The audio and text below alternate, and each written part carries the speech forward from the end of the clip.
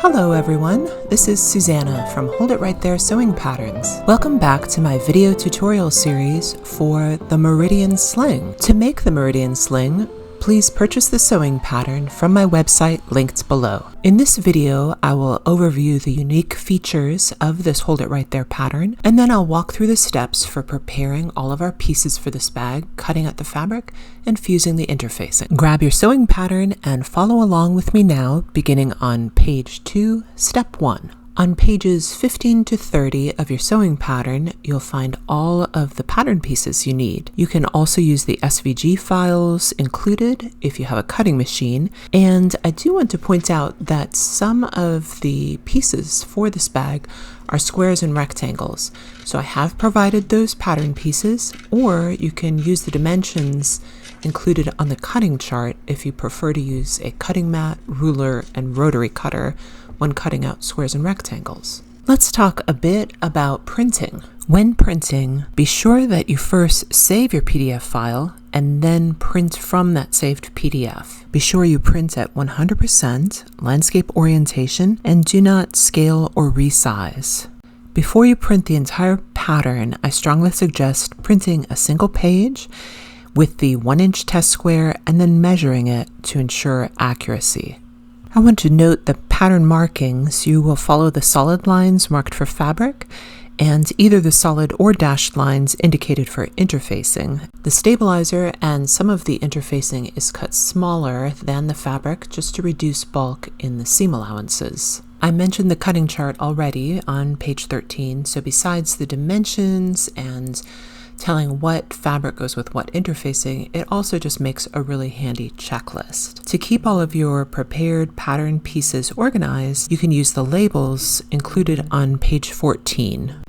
I like to print the labels out on cardstock so that they're durable and I can reuse them anytime I make this bag. Follow the dimensions provided in your sewing pattern instructions to cut the ultra-firm stabilizer for the base of your bag. You will need 2.5 yards of 1/2-inch double fold bias tape, and this will be used to bind the seams at the end of making your Meridian Sling. So you can purchase double fold bias tape, or you can make your own. Prepare your 1.5-inch wide webbing for your Meridian Sling strap, and you will need a total of 54 inches or 1.5 yards. With all of our pieces cut out, we are ready now to fuse the interfacing. Just to note, we are omitting interfacing if using waxed canvas, cork, vinyl, or leather.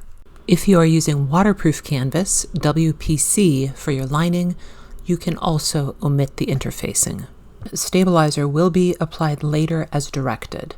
Before we dive in, I want to go over one piece that is treated uniquely. Zipper pocket facing G is an irregular shape. Its interfacing needs to be a mirror image of its fabric piece. On the pattern piece, I instruct you to turn the woven interfacing glue side up and then cut out the interfacing piece. If you prefer, you can instead keep the interfacing glue side down and place the pattern piece wrong side up. That works out just as well.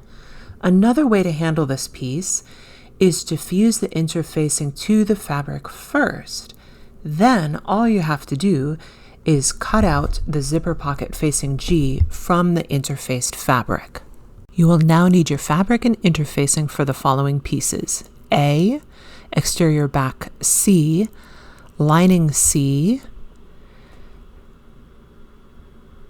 zipper pocket facing D, zipper pocket facing G, D-ring tab F,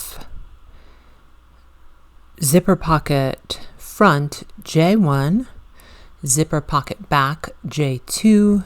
Then you will need the 2 upper gusset K pieces, the fabric 1 or exterior side, and then the fabric 2 upper gusset K, the lining side. You will also need lower gusset L.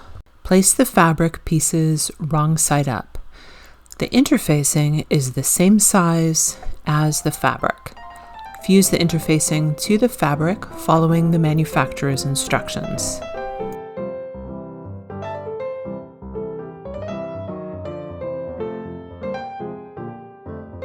If you are using quilting cotton for your fabric one pieces, you want to add a little extra structure. So for exterior front top A and exterior back C, you will layer a second piece of interfacing directly on top of the previously fused interfacing on the wrong side of both of these pieces, and then you will fuse it just like you did before. Once you have fused the interfacing to all of the pieces listed in step 2A, you will set them aside except for upper gusset K fabric 1. So upper gusset K, fabric 1 or outside facing piece, we want to give a little extra structure to. Layer the second piece of interfacing directly on top of the piece you already fused. So there are now 2 pieces of woven interfacing to give extra structure. Fuse just as you did before, and then set aside this piece for now. You will now need the fabric and interfacing for strap tab E, card slots I, and lining pocket J3. Place the pieces wrong side up. I will begin with card slots I, and I am interfacing the fabric one side that will be exterior facing. Center the interfacing so that there is a frame without interfacing to minimize bulk in the seam allowances. Fuse the interfacing and then set these pieces aside for now. You will now need the paper pattern pieces for zipper pocket facing front D and zipper pocket facing back G. Carefully cut out the zipper windows in the paper pattern pieces where they are marked.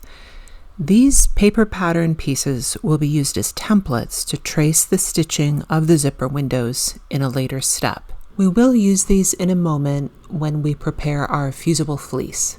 Once you have cut out the zipper windows for paper pattern pieces D and G, you will need the fusible fleece for exterior top A and exterior back C. We will now cut out the placement of the zippers from the fusible fleece, and we do this to minimize bulk later in the zipper pocket stitching. Place the fusible fleece pieces glue side down. Trace the zipper window onto the fusible fleece for exterior front top A. If we were to stitch through the fusible fleece when we stitch our zipper windows, they would be really bulky. So we want the fusible fleece for structure for the bag exterior, but we want to keep it out of our stitching for our zipper pockets. So I've traced the zipper window area a little bit larger than it is on the paper pattern piece. You can either do it that way or trace it exactly as the paper pattern piece, but then remember to cut it a little bit larger, about a 1/4 inch larger. We're now going to trace the zipper window from the pattern piece, the zipper pocket facing back G, onto the fusible fleece for the exterior back C. Just like we did for A, the glue side is facing down for the fusible fleece. So I'm matching up the curve of the G pattern piece with the curve of the fusible fleece. I'm using my fabric pen to mark the top and the bottom of the zipper window, and then I like to use a ruler to join it. You can just use your pen if you want. And again, I'm going to make this zipper window larger than the stitching that I will do later. So I'm cutting out about a 1/4 inch larger than what I'm tracing. Here's a view of my prepared fusible fleece. I've traced the zipper window and then I've cut it out about a 1/4 inch larger.